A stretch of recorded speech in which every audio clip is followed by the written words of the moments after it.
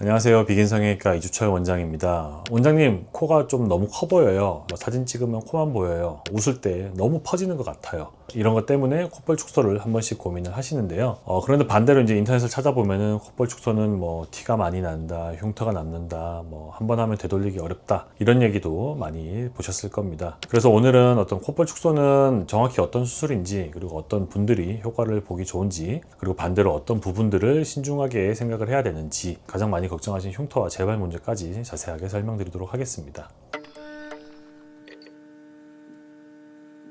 많은 분들이 오해하시는 부분부터 말씀을 드릴게요. 그래도 알아보시고 이런 분들은 좀 이제 정확하게 아시겠지만은 그냥 막연하게 접근하시는 부분 중에서 콧볼 축소를 하면 코 전체가 좀 작아진다, 이런 식으로 생각을 하시는 경우가 많습니다. 코 수술을 할 때 복코 교정이라는 말도 들어볼 거고, 콧볼 축소라는 얘기도 또 들어볼 거고, 둘은 이제 조금 하는 분야가 다른 거거든요. 복코 교정 같은 경우는 코끝의 어떤 볼륨을 줄여주는 얘기가 될 거고요. 콧볼 축소 같은 경우는 코 전체의 크기가 아니라 양쪽에 붙어 있는 콧볼, 이 부분의 어떤 넓이나 퍼짐, 이런 부분을 조절하는 수술이 되겠습니다. 우리가 이제 정면에서 얼굴을 봤을 때 코가 커 보이는 이유들이 여러 가지가 있죠. 콧대가 상대적으로 좀 낮아가지고 좀 더 코가 넓어 보이는 부분도 있고, 코끝에 연부 조직들이나 이런 부분이 두껍고 연골이 좀 넓게 퍼져 있어서 코가 실제로 커 보이는 분도 계시고, 코끝은 그냥 적당한 크기인데도 불구하고 넓어 보이시는 분들, 이런 분들은 콧볼 자체가 넓은 경우가 될 겁니다. 지금 이제 중요한 거는 내 코가 그냥 얼굴에서 봤을 때 커 보인다, 이런 게 아니라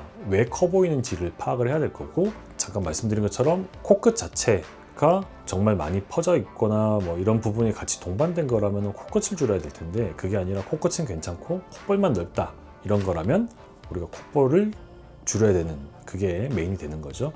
원인이 콧볼이 아닌데 이제 콧볼만 줄이게 되면은 생각했던 결과와는 다르게 나올 수가 있다는 거죠.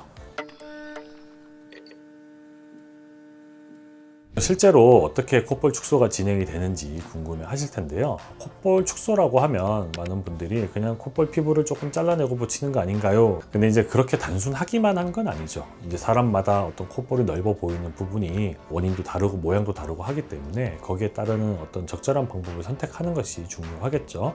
크게 보면은 일단 콧볼 축소 방법은 제일 첫 번째는 이제 비절개 콧볼 축소 방법이 있어요. 뒤에 말씀드릴 내용들은 피부를 잘라내는 내용이 될 거고요. 지금 잠깐 말씀드리는 거는 우리가 겉에서는 흉을 별로 안 만들고 작은 절개를 콧구멍 바닥에다가 이제 취하고 거기를 통해서 바늘이 왔다 갔다 해서 실 가지고 이제 묶어줌으로써 만드는 어떤 신칭수처라고 보통 얘기를 하는 그런 방법을 통해 가지고 콧구멍의 바닥을 조금 모아서 조여주는 그런 방식의 내용인데요. 저는 사실 이거 단독으로는 사실 콧볼 축소를 잘 하지는 않아요. 왜냐하면 이게 실제로 조직 자체를 어떤 잘라내고서 실제로 줄여주거나 하는 것도 아니고, 박리를 했다가 다시 붙여주면서 그게 재조합하는 그런 부분도 아니기 때문에 효과적인 부분이 아무래도 좀 장기적으로 갈 수가 없다라고 생각을 하거든요. 안쪽에 우리가 조직 자체를 실 가지고 묶어놨기 때문에 치즈 와이어링이라고 하죠. 안쪽에 묶인 조직은 조금 늘어질 수밖에 없고, 그러면서 실은 느슨해지고, 그리고 이제 아무래도 표정 짓는 게 가만히 있는 게 아니다 보니까 뺨이라든지 이런 부분에서 자꾸 이제 콧볼을 좀 당겨 올리고 그렇게 될 거거든요. 그러면 이제 그 사이에 우리는 점점 느슨해지는 그런 상황이 되기 때문에 이후에 언급하는 다른 절개 방식이랑 같이 동반을 했을 때는 사용을 종종 하기도 합니다.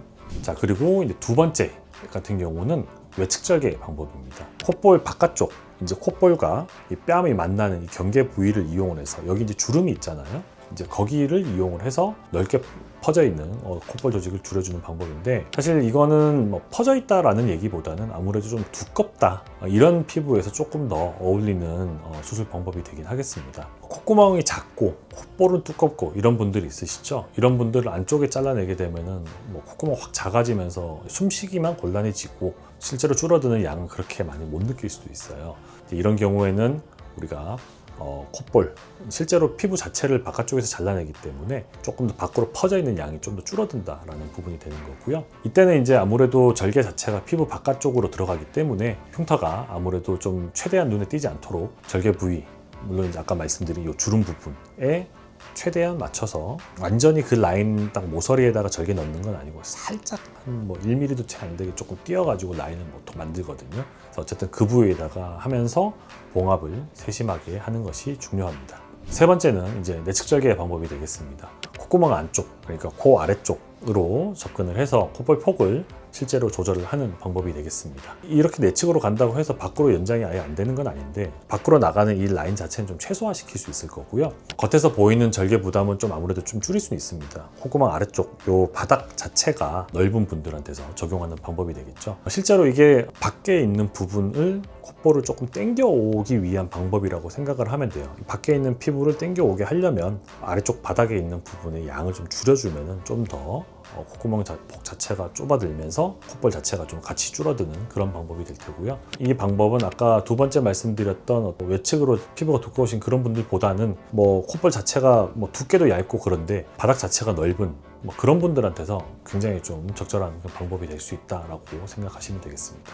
그리고 이제 네 번째는 이제 복합적인 방법이 되겠죠. 그러니까 외측 내측을 같이 하는 그런 방법도 되기도 할 거고요. 그와 동시에도 바닥 자체가 또 조금 이제 넓은 느낌이 있기 때문에 첫 번째 말씀드린 신칭 수처 같은 걸 같이 동반을 하는 그런 부분도 우리가 병행을 할 수가 있겠습니다. 실제 우리가 상담을 할 때 뭐 한 가지만 딱 정답처럼 적용하지는 않고요. 본인이 어떤 가지고 있는 어떤 형태, 두께감이라든지 넓은 정도라든지 종합적으로 따져가지고 이분한테 진짜 필요한 게 뭔지 정확하게 조절해서 결정을 하게 될 겁니다.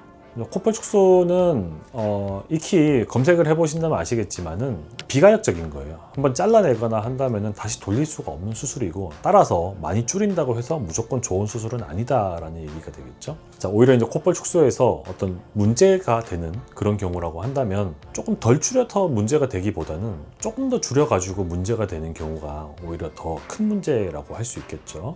예를 들어서 이제 코끝이 어쨌든 두꺼워가지고 코가 커 보이는 경우가 있는데 이 경우에서 코끝을 같이 줄이지 않고서 콧볼만 많이 줄여가지고는 전체적인 비율이 맞지 않아서 오히려 코 모양이 굉장히 어색해 보일 수 있어요. 코끝은 여전히 뭉툭한데 콧볼만 되게 옹졸해지는 약간 그런 식으로 느낄 수 있거든요. 사실 이런 경우에는 코끝을 우리가 줄이는 코 수술을 먼저 진행을 해야 되고 이와 동시에 콧볼 축소를 같이 고려를 하거나 그 코끝의 결과를 보고서 코끝을 그리고 좀 높이는 경우에는 콧볼도 어느 정도 좀 주는 부분이 또 있거든요. 그래서 그런 부분을 우리가 감안을 한다고 치면 무턱대고 그냥 콧볼이 넓다고 해서 콧볼만 바로 당장 잘라버리고 시작할 게 아니라 코끝 수술을 우리가 앞으로 더 할 건지 말 건지 이런 부분까지도 같이 우리가 고민을 해봐야 되는 부분이 되겠습니다. 그리고 이제 최종적으로 우리가 콧볼 수술을 했다고 해서 그냥 폭만 줄었다고 될 게 아니라 콧구멍 모양도 중요하겠죠. 이 콧볼을 이제 과하게 줄이게 되면은 자연스러운 곡선이 사라지고 수술한 느낌이 강하게 일자로 찝히는 것 같다든지 이런 식으로 보일 수도 있어요. 이 콧볼 축소의 어떤 또 다른 숨겨진 핵심이라고 한다면은 얼마나 많이 자르냐 이게 아니라 얼마나 좀 자연스럽게 남기느냐가 될 수 있다고 말씀드릴 수 있겠습니다.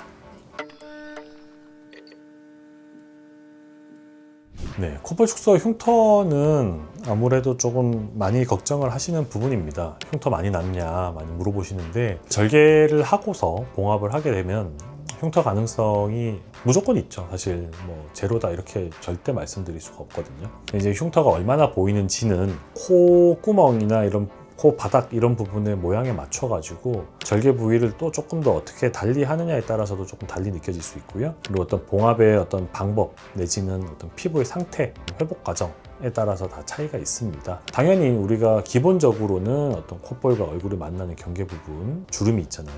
거기를 맞춰서 하기 때문에 시간이 지나면서 좀 자연스럽게 좀 흐려지기는 하는데 거기서도 우리가 조금 더 섬세하게 실의 장력이나 이런 부분 좀 조절을 해가지고 찝히거나 이런 부분을 조금 줄이려고 애쓰고 있고요. 다만 이제 수술을 어떻게 하느냐를 떠나서 이제 개인이 가지고 있는 소인이 있잖아요. 피부가 너무 두껍고 원래 또 어디든지 흉터가 생겼을 때 눈에 잘 띄고 이런 분들은 수술 전에 미리 이제 충분하게 얘기를 해서 이렇게 될 수 있다라는 부분을 확인을 하고 그럼에도 불구하고 조금 더 우리가 효과를 좀 더 얻느냐 흉터에 신경을 쓰느냐 여기서 이제 조금 더 우리가 어떤 부분을 중요하게 생각하느냐에 맞춰 가지고 결정을 내려야 되겠죠.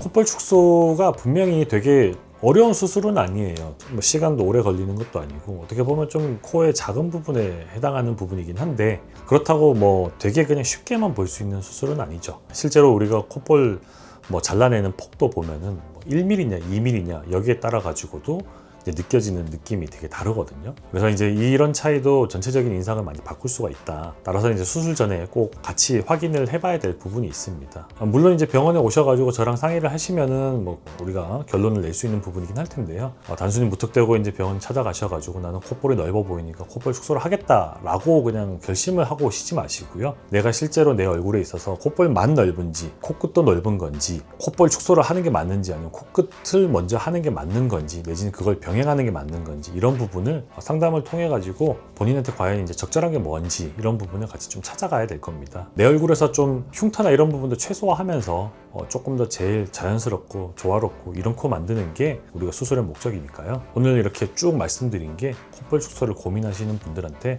좀 더 도움이 되셨으면 좋겠습니다. 낮에도 밤에도 아름답게 불철주야 이주철이었습니다. 감사합니다.